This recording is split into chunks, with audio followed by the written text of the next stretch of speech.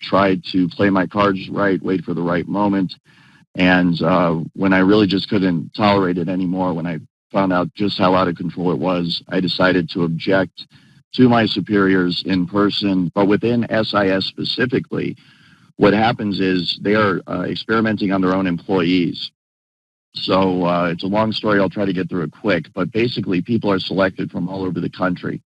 We're talking other cities all over America. They are selected for many different reasons. Often it is because they are isolated. They don't have a lot of money, friends, or family. And they also tend to be people that are highly, highly intelligent. The aspects of this technology that they're interested in improving upon have to do with cognitive processes, processing information, and as a result, they want highly intelligent people to be targets of this program.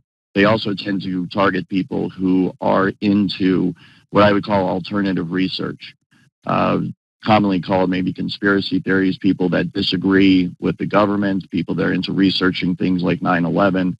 Also, they are interested in people that are interested in technology.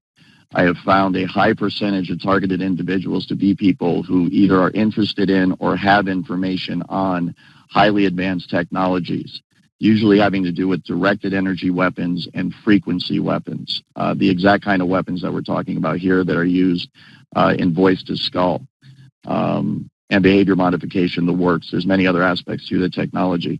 But once these people are selected, they will have the entire gang stalking / voice to skull program run against them. This is detailed in my article. But they will be organized stalked. They will have career sabotage programs run against them to ruin their job. They will have character assassinations campaigns run against them in their neighborhood. They'll be isolated from family and friends as those individuals are turned against them. And they will be isolated slowly over time using the technology itself, as many of the people freak out, understandably, when they at first don't know what it is. Oftentimes, they end up going to psychiatrists and false diagnoses of schizophrenia, manic depression, delusional, paranoid are rendered against this individual. And it turns out that that's a loophole in the law that they are using to take away people's constitutional rights, as once you are deemed mentally unfit to care for yourself, i.e. you're depressed, delusional, paranoid, etc., they use that, the state or the federal government uses that as an excuse to come in and say that they have to care for you. So I would warn all targeted individuals out there, please do not go to psychiatrists and allow them to render a diagnosis against you, because that is a dirty trick they're using to take away the rights of people all over the country. That's a great question. I do not have direct knowledge of that personally in terms of an individual, how they are selected. What I can speak to intelligently, though, is that each individual fits the general profile that I'm describing. So they're highly intelligent. They are able to be isolated by whatever means.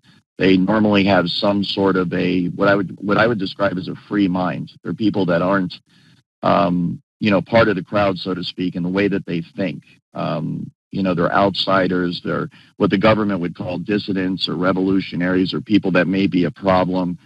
Some TIs have said that this kind of profile that all TIs fits is empowered individuals, and I would definitely agree with that. But I cannot speak to how they actually identify an individual person. I think the general profile that I'm describing that fits the targets of this program is something that is generated high up within the program. We're talking at the federal government level. We're talking at the highest levels of this social engineering program, where scientists from all over the country and all over the world, they're looking at someone's genetics, they're looking at someone's cognitive abilities, they're looking at someone's genes, they're looking at someone's DNA, they're looking at people's social situation, they're looking at people's career. I've been very surprised that so many PhDs are actually targets of this program, and they're usually PhDs that have gone against the grain in terms of what academia normally teaches, usually within the fields of science and technology. And the reason for this is because people running the program want to cover up certain technologies and certain aspects of science that can lead through to tremendous breakthroughs. These highest levels of science and technology are the sole purview of classified sectors of our government and military, and as a result, it is not, the opinion is that the American people do not have the right to this information and is in the national security interest of our country to keep it classified. And so that is the answer to your question.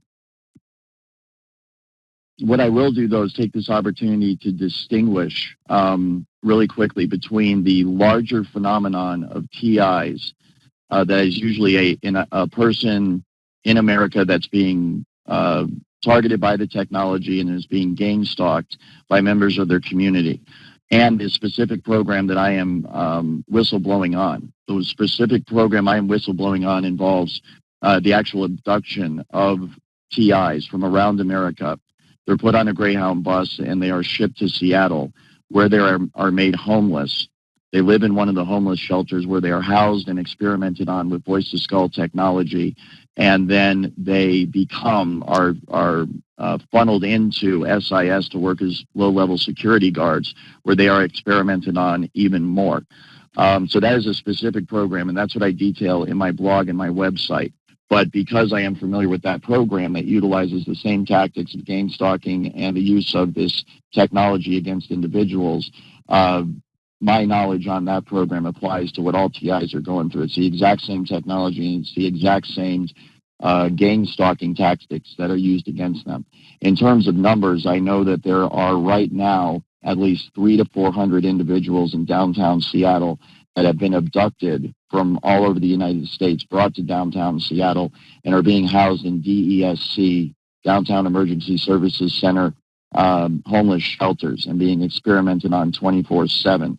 The numbers of SIS employees that have been experimented on, to my knowledge, is in the dozens. That's all I have direct knowledge of, though, about 24 to 36.